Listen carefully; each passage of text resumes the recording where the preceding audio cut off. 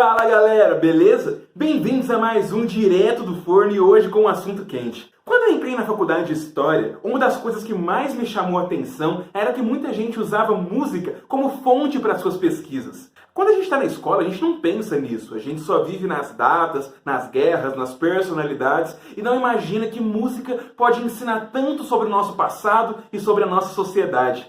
Com o samba não seria diferente. Um gênero musical que carrega muita história, mas também muita desigualdade, muito racismo e muita malandragem, que a gente mal aborda nas aulas de história do ensino fundamental e médio. É por isso que hoje, usando um pouco da história social, eu vou falar um pouquinho sobre a origem do samba. Quer saber como foi? Já sabe. Já dá aquele like no vídeo, se inscreve no canal e se gostou, compartilha com os amigos. Agora, vamos que vamos! As origens do samba acabam tendo forte relação com a forte presença negra no Brasil. Eu já falei aqui em vários vídeos que foram quase 5 milhões de escravos que vieram para o Brasil. Era um poderoso comércio, mas que também construiu uma forte sociedade escravocrata no Brasil. A grande população de escravos também era uma população que pensava, sentia, protestava e resistia. Afinal de contas, você não pode esperar que um escravo vá ter muita liberdade em expor as suas crenças, os seus rituais, as suas festas, ainda mais conflitando com aquele aparato estatal de caráter fortemente cristão e conservador.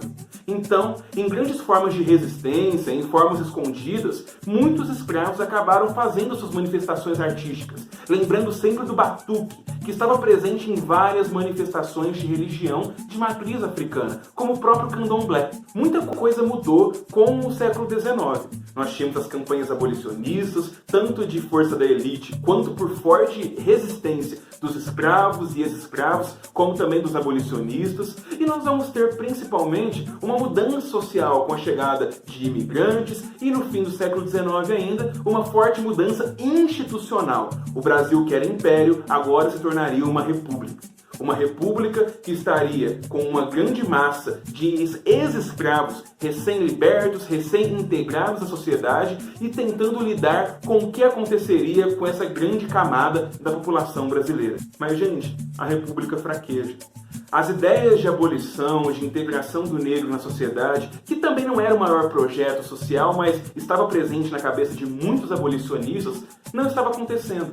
A mera abolição da escravidão não possibilitou a livre expressão dos negros, a sua livre participação na sociedade e, principalmente, o seu livre exercício de ser. O Código Penal de 1890, que veio um ano antes da Constituição de 1891, a segunda da história do Brasil e a primeira da República, já falava em muitos artigos sobre criminalizar algumas atitudes que pessoas fariam, como, por exemplo, a malandragem, a vagabundagem, as práticas de culto a religiões de matriz espiritualista, algumas práticas também de medicação, como as ervas medicinais, a capoeira, enfim.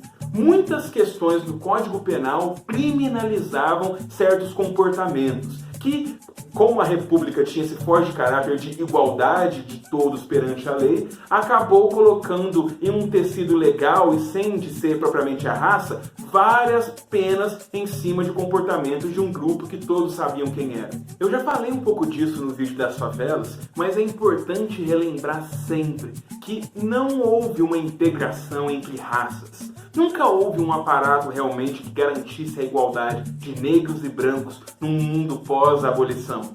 Gente, as próprias favelas, elas são consequência de todo um lugar que o africano foi colocado a partir do fim do século XIX. A dificuldade de arranjar emprego, a dificuldade em ser aceito, agindo socialmente ou civilizadamente. Inclusive, a bibliografia de muitos autores em história sempre relembra que existiam naquele Brasil de começo do século XX, 1900, 1910, todo um projeto civilizador. Era um projeto que queria transformar o Rio de Janeiro, então capital do Brasil, justamente a outras capitais. Queria deixá-la semelhante a Nova York, Londres, Paris, e é sempre interessante lembrar que o espaço a ser reservado para essa nova metrópole era para os brancos. Afinal de contas, para você ter uma metrópole civilizada, você tem que ter um bárbaro ao redor. Tem que ter o outro lado dessa dicotomia. E os bárbaros, os incivilizados, as pessoas que não conseguiam se portar tal qual uma raça superior, e lembrando sempre que esse papo era cientificamente aceito e paradigmatizado, era a questão de que negros não podiam se juntar aos brancos de forma civilizada. Ou muitas vezes deveriam sim ser juntados, mas para se adequarem aos corretos e superiores posicionamentos dos brancos. Então a gente vai ter muito disso, uma total exclusão em um primeiro momento de práticas de cunho africano ou relembrando a memória dos escravos. Essa era um detalhe cultural a ser esquecido. Tinha-se que se lembrar o projeto de Belle Époque, que o Rio de Janeiro estava se configurando a partir de 1900. E é válido lembrar que esses projetos, eles não eram simplesmente um em cima do outro. Nós tínhamos uma grande competição, uma grande resistência. Claro que muitas vezes, como o aparato legal acabava privilegiando os brancos, eram eles que estavam por cima. Mas eles não conseguiram apagar por completo as manifestações artísticas negras. Afinal de contas, as próprias mudanças econômicas e sociais do pós-abolição e no começo do século XX trouxeram muitos, por exemplo, baianos para o Rio de Janeiro.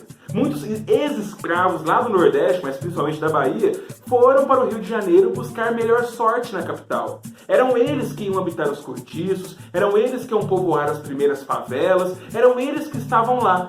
Não à toa, esse forte contingente de africanos, por exemplo, que vai se habitando no Rio de Janeiro, principalmente no bairro da Cidade Nova, foi chamado pelo sambista Heitor dos Prazeres de Pequena África. Então nós vamos ter muitas mudanças, muita gente negra vindo e tendo a sua cultura e seu modo de viver, penetrando no que seria essa capital que queria ser europeizada. São projetos que são conflituosos, são coisas muito doidas que acontecem na história.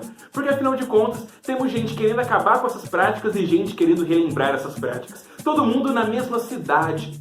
E é muito legal isso, porque os primeiros que são chamados oficiais registros das práticas de samba, no sentido mais moderno do termo, que eu vou me ater a isso para o vídeo não ficar muito longo, vão ser justamente nesses morros, nessas casas que ficavam na Pequena África, principalmente nos encontros que aconteciam pós-sessões de candomblé na casa das tias, as sacerdotisas ou auxiliares dessas práticas religiosas de cunho africano.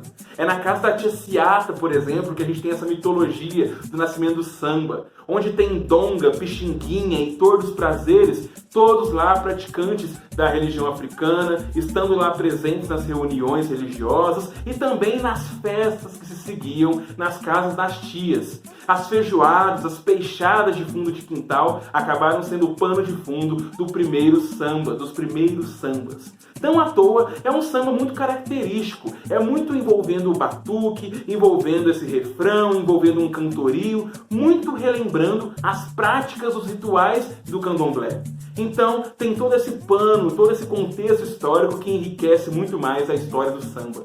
E é muito curioso também o processo de criação, porque acabava que muitas composições eram feitas no papo. A galera tava bêbada, a galera fumava, a galera conversava e misturava um monte de letra, trecho, que ia desde momentos de forte saudade e romantismo até ira, briga ou mesmo próprios relatos da malandragem que muitos estavam envolvidos, nesse jeito que você tinha que fazer para ter um pouquinho de lugar num mundo onde a lei não te ajudava.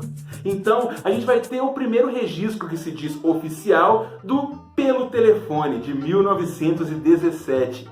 Donga compôs essa música, que é um sambista que frequentava, como eu disse, as rodas de samba, as rodas de candomblé, e também foi cantada pelo cantor baiano.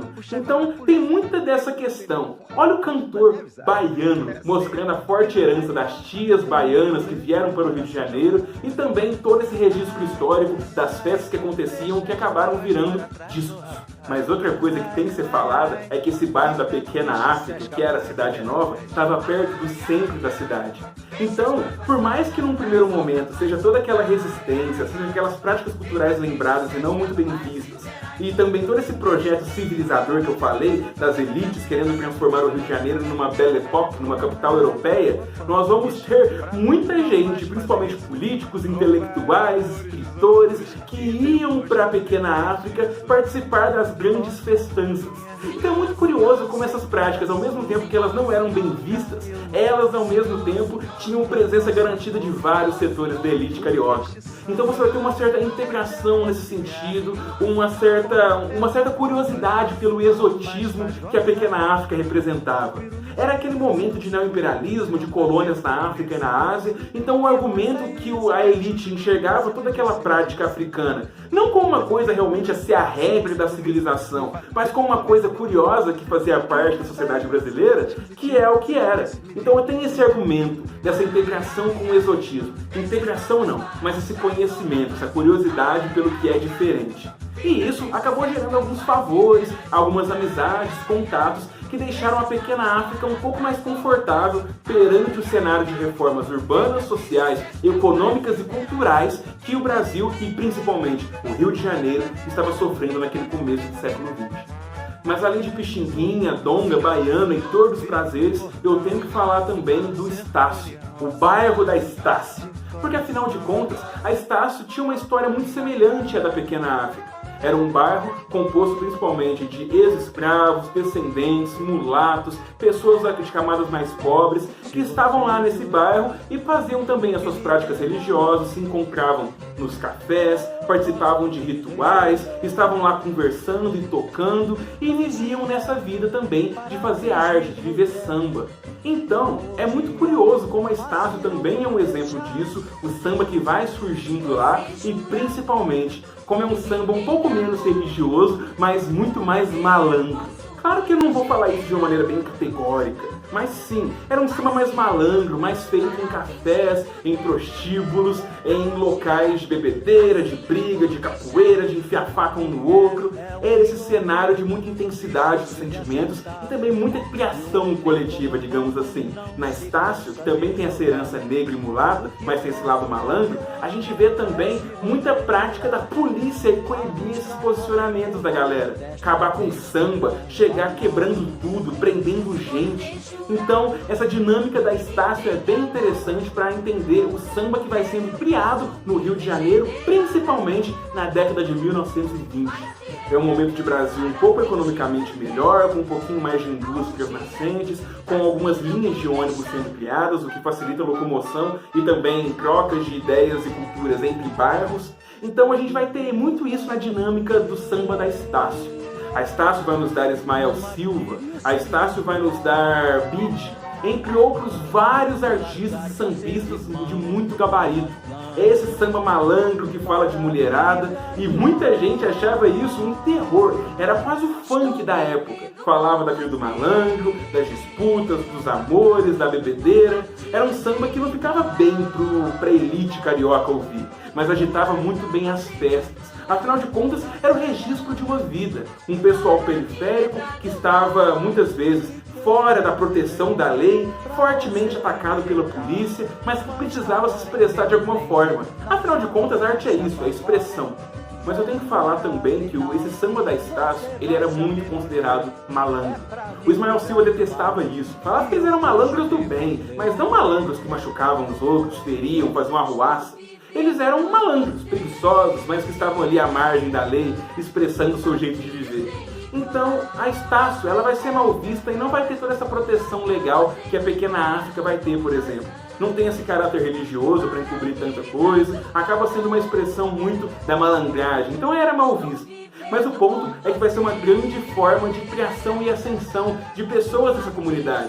São músicos vendendo sambas para serem cantados na nova indústria fonográfica do rádio e principalmente interpretada pelos grandes reis do rádio, como o próprio Mário Reis e Francisco Alves, brancos que compravam sambas de negros e faziam fama, deixando eles com algumas porcentagens. Podia não ser muito, mas era o começo de um avanço, de uma construção musical e também de dar voz a muitos negros sambistas que queriam mostrar para a classe média ou para a elite carioca, e por que não brasileira, que existia um novo gênero musical surgindo ali. Tem muita coisa para falar de samba, galera, muita. Desde o nacionalismo do Vargas, o samba de 30 e 40, depois vem o samba de 50, que é aquele samba mais de rainhas do rádio, como Maísa, Dolores Duran. A gente vai ter a bossa nova na década de 60, são muitas variações. E o meu ponto aqui é lembrar da origem, o caráter social que o samba surgiu, as suas mudanças iniciais e principalmente como um gênero musical deu voz para toda uma comunidade e relembrou fortemente as heranças africanas e tentou penetrar da periferia ao centro, lembrando sempre que esse processo civilizador não seria fácil de se ocasionar. Ele podia ser vitorioso e podia ter a lei ao lado, mas esse povo nas comunidades estaria ali fazendo seu samba e contando seu jeito de viver. Bom, galera, espero que tenham gostado e vejo vocês no próximo vídeo. Muito obrigado!